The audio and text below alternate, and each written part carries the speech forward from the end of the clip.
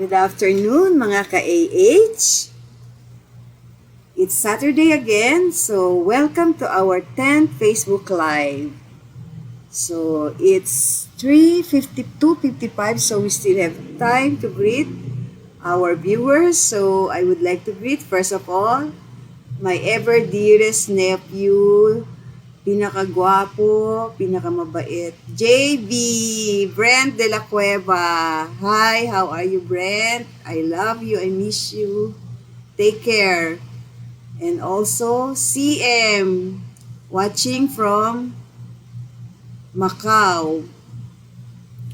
So, today we're going to discuss natural herbal remedies, best natural herbal remedies for cough, because now it's very hot and sometimes raining, so a lot of people are experiencing this disease. And also mga ka-AH, sometimes because of COVID, we are so running that if we are coughing, we thought, oh, I might have COVID. But don't worry. We have natural herbal remedies that could take care of that. Not only to heal the cough, but also to prevent it. So, do we have any watchers to greet? Of course, my sisters. Yang! Get well soon, my sister. I love you very much. I'm sure God is just testing your faith. Mr. Takashi, how are you? Good afternoon also. My sister, hello Sister Susan. See you tomorrow. Mears is watching. Hello Miles. Riri Yang. Hannah Sebastian. Yolanda Santos Rotap. Hello Yoli. Jeric Palacio. Mirna. Of course, my son, Justin. Get well soon, anak. Watch out your health and watch out your food. So it's a warning for you. Brent, hello Tete. How are you, Brent? I love you. I love you so much. Miss you. So I love you, Miles. Love you so much. Thank you for everything. So let's start now. It's only 2:57. I want to greet again my sister, Yang, Ates, Arlene, and also my nephew, Brent, CM, Christopher, and G. Also, their son, Sohan. Hello, Sohan. Lola missed you already. Also, my nephew, Bartsan, Judith, and also Shana, Dayan, Art, Yuna, hello Yuna. Yuna and Kuya, hello Kuya. Sanju, be a good boy always, ha? Lola loves you very much. Also Kim, how are you Kim? I missed you already. Oh, it's already 2:59. We will start in 1 minute. So, good afternoon once again mga ka-AH. Welcome to our 10th Facebook Live. So,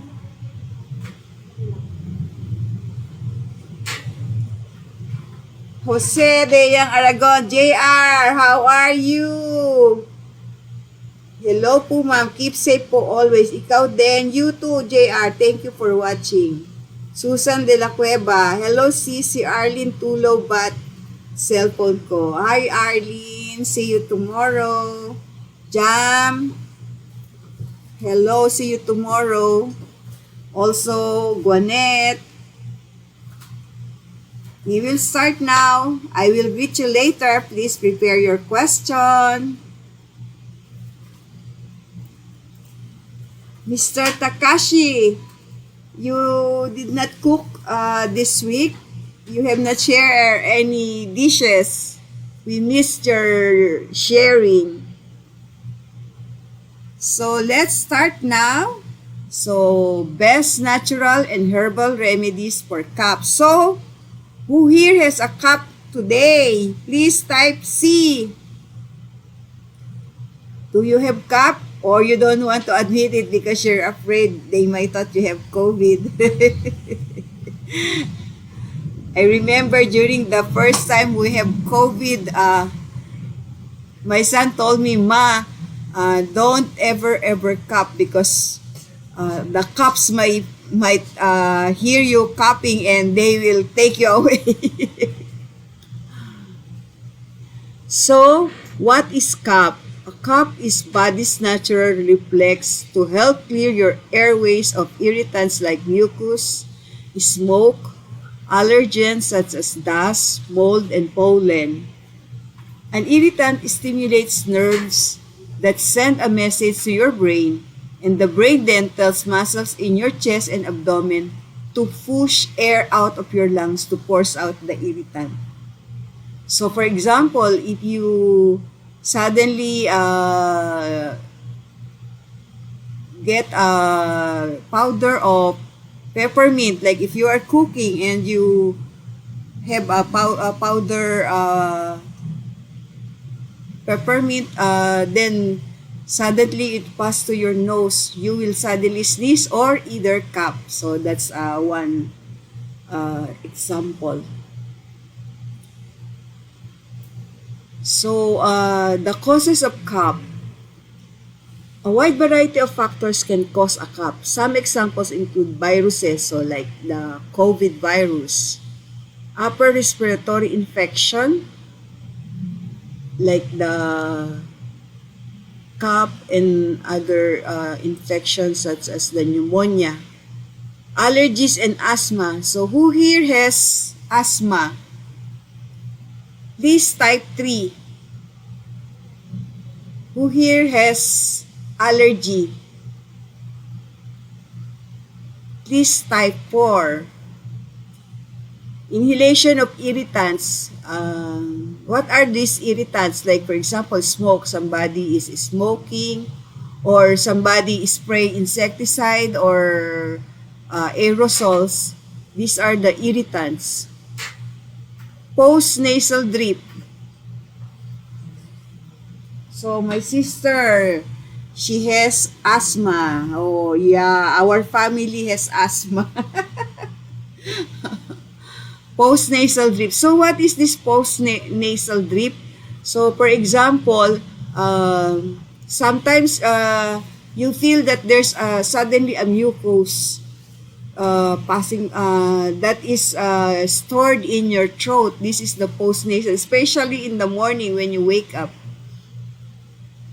Acid reflux or GERD. What is acid reflux? We have discussed it last time. So, who here has acid reflux or GERD? Please type AR. We have discussed this last time.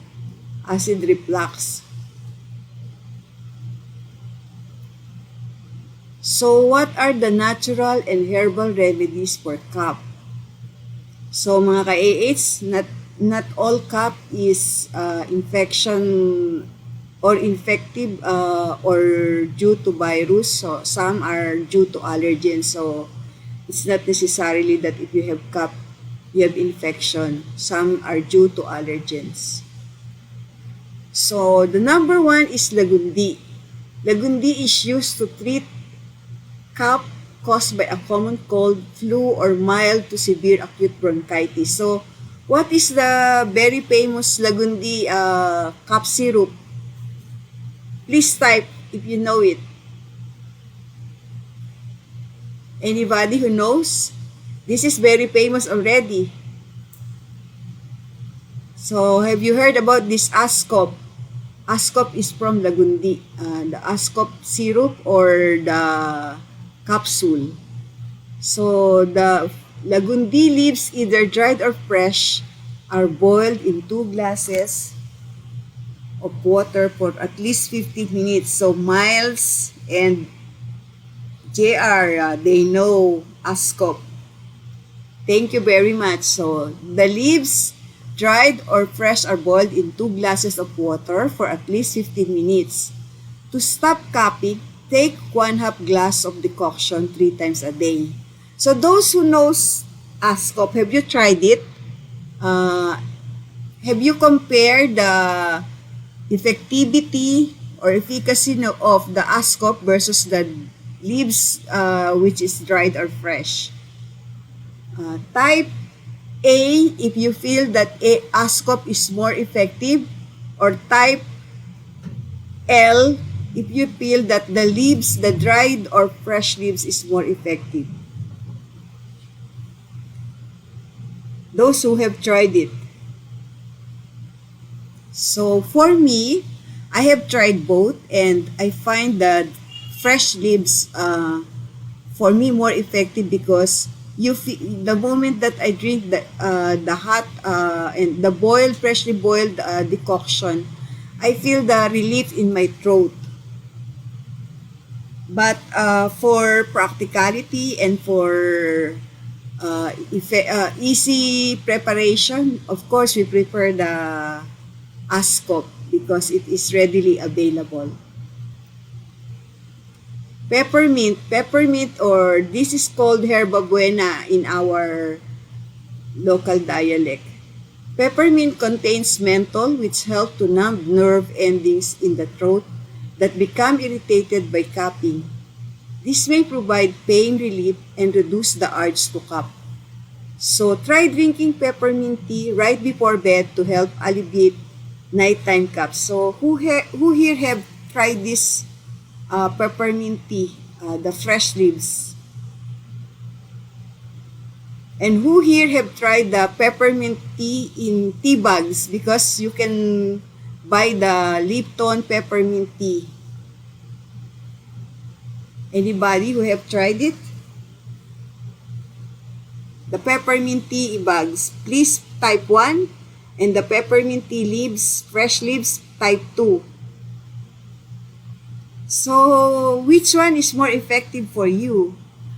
For me, I still prefer the fresh leaves because just recently, I feel that I have a itchy throat and also bit cough. So, and I'm not feeling well. So, I prepared fresh peppermint tea leaves together with green tea before I sleep. And when I wake up, I feel so relieved. I feel so good.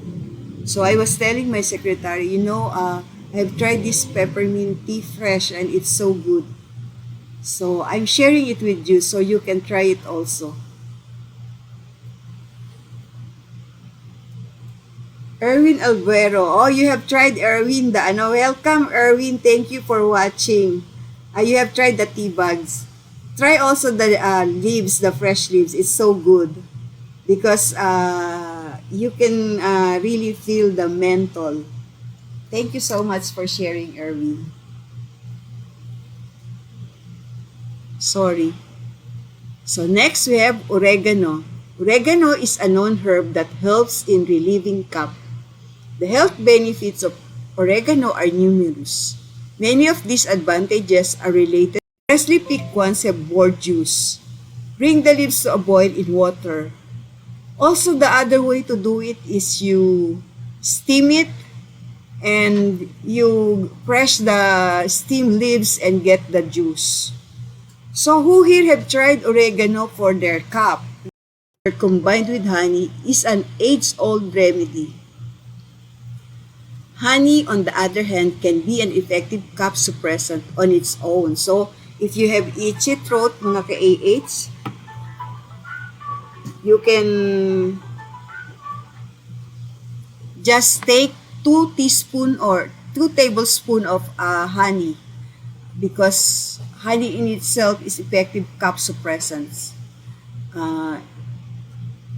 How to use the lemon juice and the honey? Usually, you just cut the lemon and then get the juice, mix it with honey. The old tradition is you cook the honey, cook the lemon with honey, but it was found out that if you cook the juice of lemon or even the lemon itself, if you cook it, you destroy the vitamin C. So Just press the lemon to get the juice, and then you add the honey. Make it warm but not hot, or do not boil it. And also, there's a commercially available citron lemon juice, citron lemon which is bottled. You can also use that, but sometimes I prefer the fresh one because it is the commercially available citron lemon is so sweet. We're not really sure if this is pure honey. Sometimes they mix sugar with it.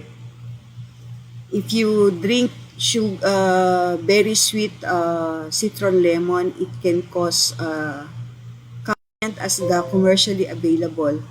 I prepare the fresh and natural because it is more effective for me and it is free from preservatives.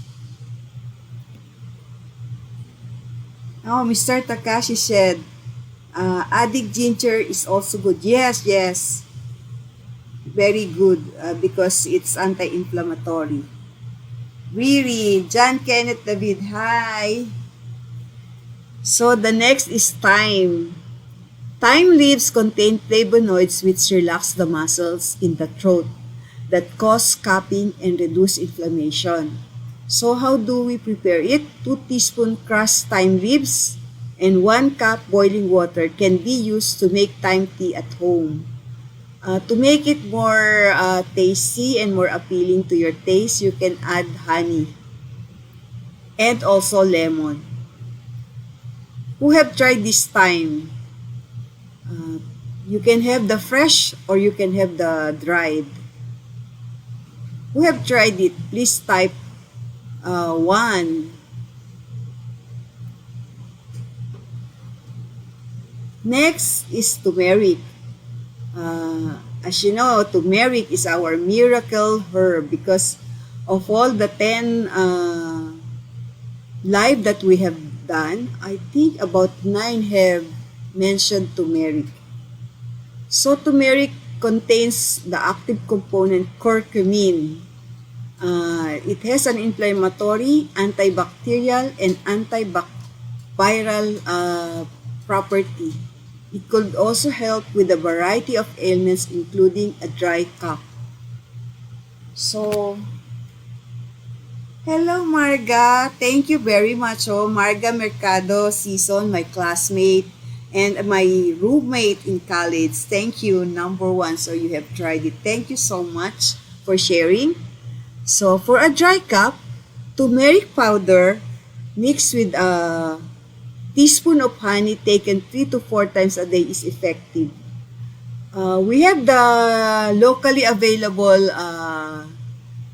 dried turmeric powder, but I prefer the turmeric, fresh turmeric, which I boil together with honey, and also I even add ginger with it. So who have tried the turmeric powder? Type P.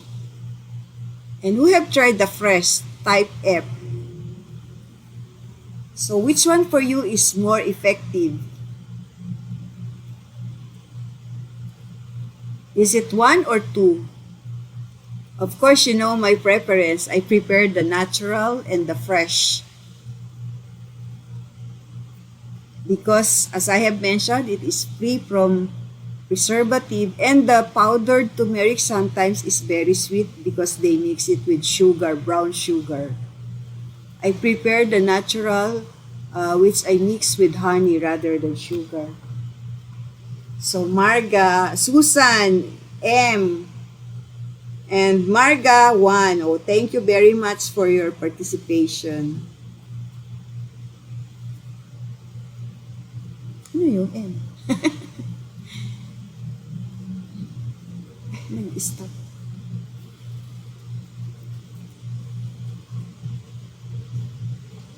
Sorry, technical difficulty.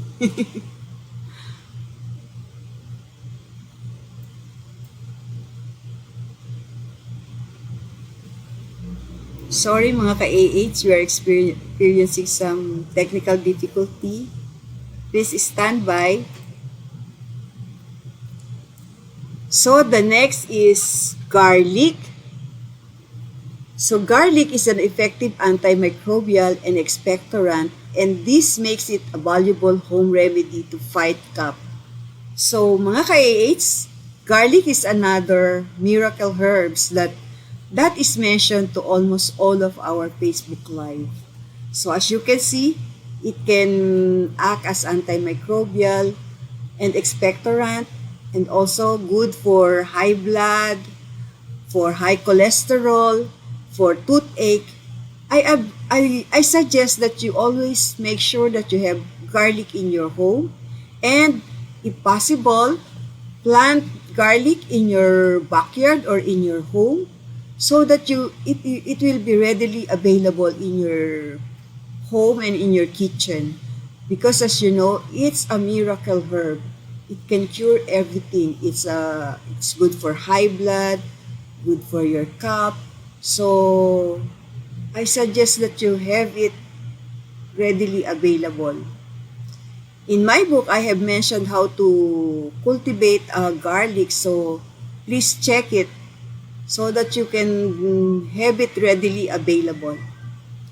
So how do you use it for your cup, for to fight cough? So bring 3 cups of water and 3 garlic cloves to a boil. When the water boils, remove it from the heat and stir in half cup honey and half cup fresh lemon juice. So strain and drink half cup of warm tea 3 times a day. So who here have tried this?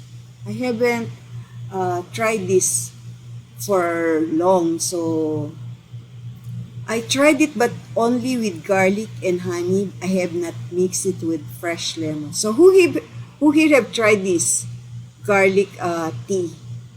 Please type GT, garlic tea. Who here has planted garlic in their home or in their backyard? Please type 1.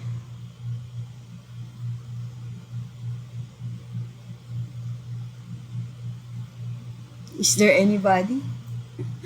So mga ka-AH, please try to have garlic in your garden.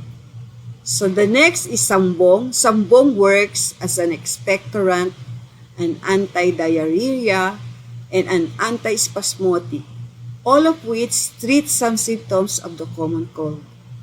Sambong is sage in English. Sambong tea has long been used to soothe away sore throats, and it works well as a gargle also. So who here have tried sambong tea? As you know, we have sambong tea available in tea bags. Who here have tried the tea bags? So please type ST for the sambong tea in bags, and fresh as FS.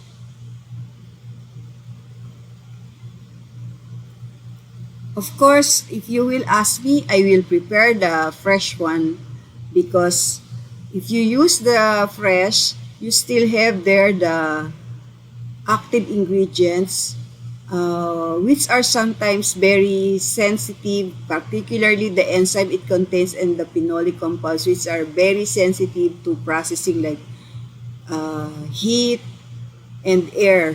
So that's why I prepare to use the fresh one.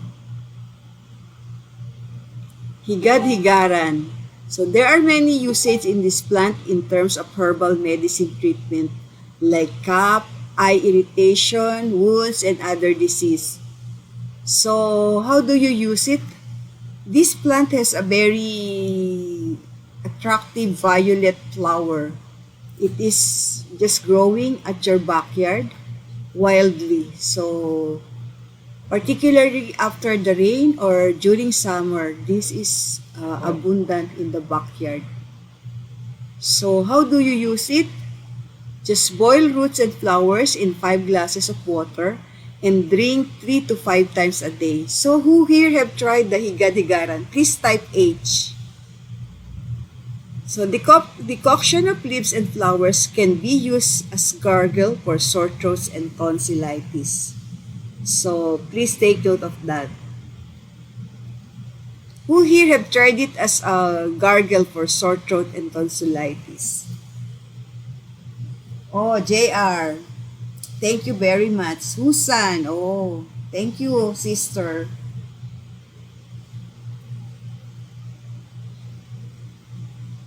So next is eucalyptus oil. Not only can eucalyptus oil soothe a cough, but it can also aid in the removal of mucus from your lungs. So inhaling vapor made with the essential oil will loosen mucus. So what is the famous eucalyptus oil that we are using? So our Vicks Vapor Rub and the Katingko, allowing it to be released when you cough.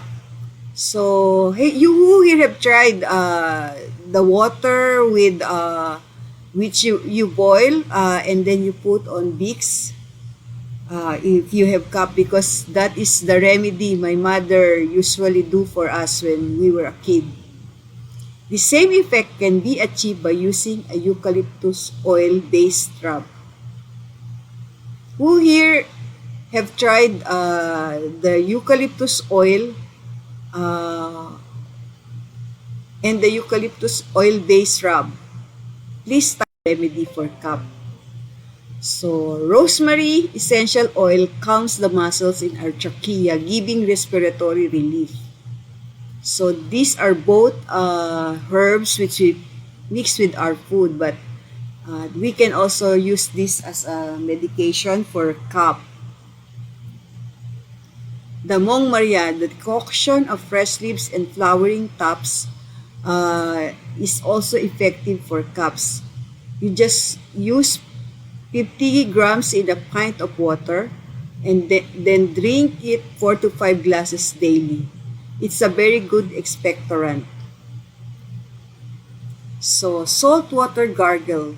We included this, although it's not herb, but it is considered natural. So, this is a quick remedy for a sore throat and a wet cough, and is one of the most successful treatment. Salt water helps to clear phlegm and mucus from the back of the lungs, reducing the need to cough.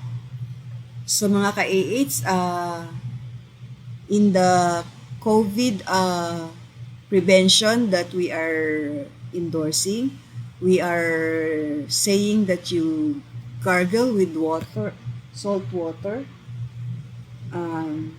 Marga has a suggestion. Burning eucalyptus leaves keeps away mosquitoes. Oh, thank you so much, Marga. That's a very good addition to our knowledge. Thank you so much. Salt water helps to clear the phlegm and mucus from the back of the lungs. So, we suggest this as a prevention of COVID, because as you know, the COVID starts with the throat. So with this treatment, you prevent the COVID virus from entering our lungs. So steam inhalation. Steam inhalation is widely practiced, especially in homes, because of the relief that it gives a person who may be suffering from the common cold, nastiness of breath. Please consult your doctor. Do not neglect it, because it may lead to pneumonia and other more serious diseases. And lately, this COVID. So, please watch out your cough. Disclaimer, so this presentation is not intended to include medical advice. This blog content is offered solely for educational purposes. It is general knowledge that may or may not apply to you as a person, and it is not a substitute for medical care or advice from your own doctor.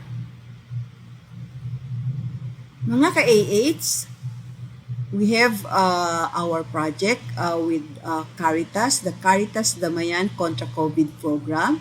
As you know, when you buy the immune boosting herbal remedies ebooks and the recipes, you will be able to support this project. Due to the high incidence of COVID in our country, we have made it 100% that every sale of our book 100% will be given to this Caritas Damayan. So please support this project so that we could help our fellow Filipinos who are in dire need of our help.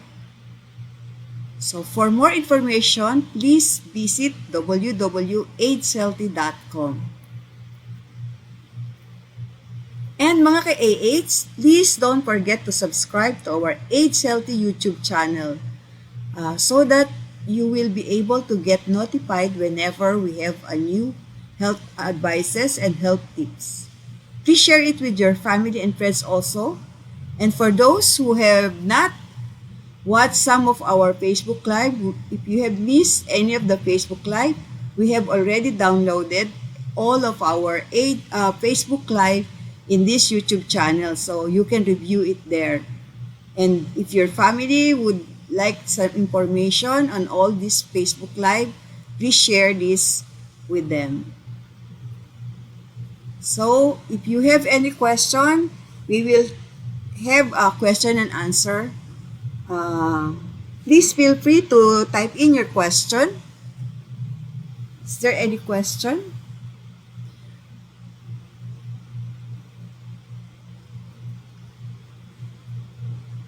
Thank you for watching mga ka-AH. So I will see you next week for our 11th AIDS Healthy Facebook Live on Best Natural and Herbal Remedies for Asthma.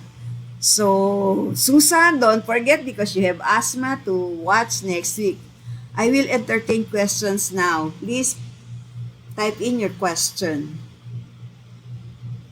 So please type in 1 if you understand everything and everything is clear, and type in 2 if you did not get anything or did not.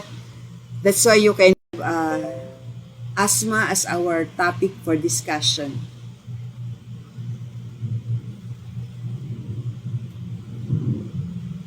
Marga, thank you very much, Tess. Thank you very much also, Marga. So you might have some topic for discussion which you may suggest. Please type in or send to our Facebook group. So Riri, it's number 1. Thank you so much. Miles, it's number 1. Thank you so much. Marga, number 1. Jose Diang Aragon, number 1. Thank you so much. Mirna and 2 others are watching with you. Thank you so much. Thank you very, very much. Please share it with your family and friends who may need it. Just give them our YouTube channel so that they can watch the replay. And also during the first 3 days, it is still with our Facebook group. But in YouTube channel, it will always be there. It will permanently be there. So just share it with them. So mga ka-AH, Mr. Takashi, do you have any question? Sorry that some of the herbs are in local dialects. But when you come here, I will show them to you. So mga ka-AH, if you have no further question, I will have to end our Facebook Live. So I'll just see you next week. Please mga ka-AH, stay safe. God bless. Keep safe always. I love you. Bye-bye.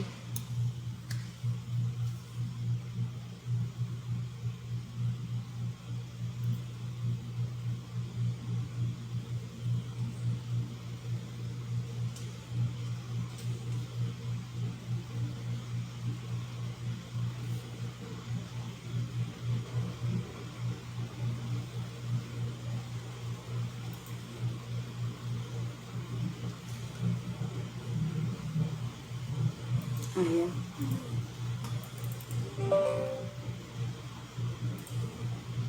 Close na.